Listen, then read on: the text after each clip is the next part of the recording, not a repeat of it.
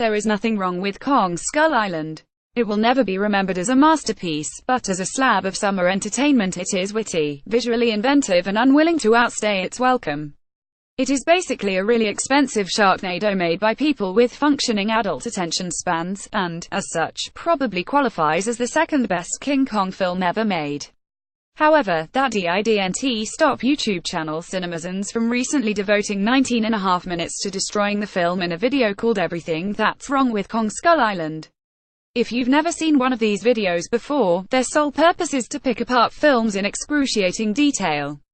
For example, some of the things the video found wrong with Skull Island include a title card that reads Bangkok, Thailand instead of just Bangkok, a dolly zoom near the end, and the fact that Samuel L. Jackson spoke some lines in his normal cadence. In total, CinemaSins found 146 things wrong with the film, and 1.5 million people apparently had enough free time to hear them all listed.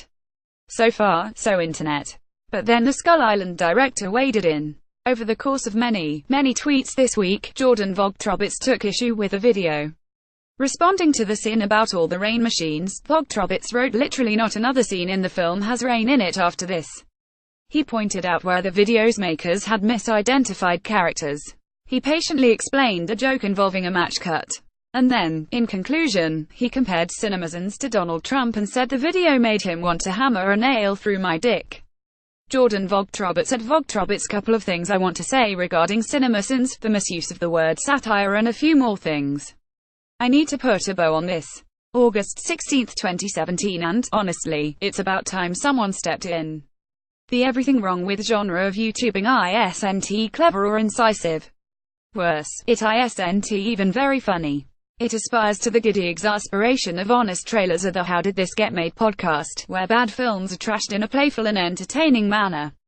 It also aspires to the pointlessly comprehensive continuity error sites, where the geekiest, most observant people in the world go to great pains to point out that the volume of drink in a glass increased by 1/3 of a millimeter between shots, 17 minutes and 36 seconds in. But in truth, these videos fall woefully short of both. They don't seem to be made by people who understand or even like film very much. One of CinemaSins' weirdest quirks, for example, is that it can't decide whether it loves or hates exposition. Again and again throughout the Skull Island video, the complaint is made that characters spend time explaining the rules of the film, even though that isn't a criticism in the video about The Matrix, the narrator's favorite film, 85 Sins, despite that film being about 60% exposition. And, then again, its Mad Max Fury Road video 96 Sins is riddled with wheedling "why is this happening" complaints whenever something visually interesting appears on screen, as if the narrator can't survive unless his hand is held all the way through.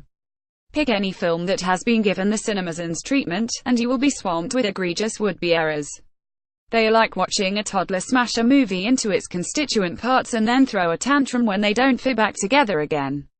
They are mean and petty, they don't take artistic intent into consideration, and they don't stand up to any scrutiny whatsoever. They are also an annoying reflection of the culture we live in, where meaningless point scoring is worth more than considered reason.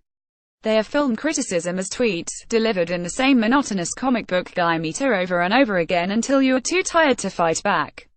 Perhaps Vogtrobits had a point. Perhaps CinemaSins is the Donald Trump of YouTube.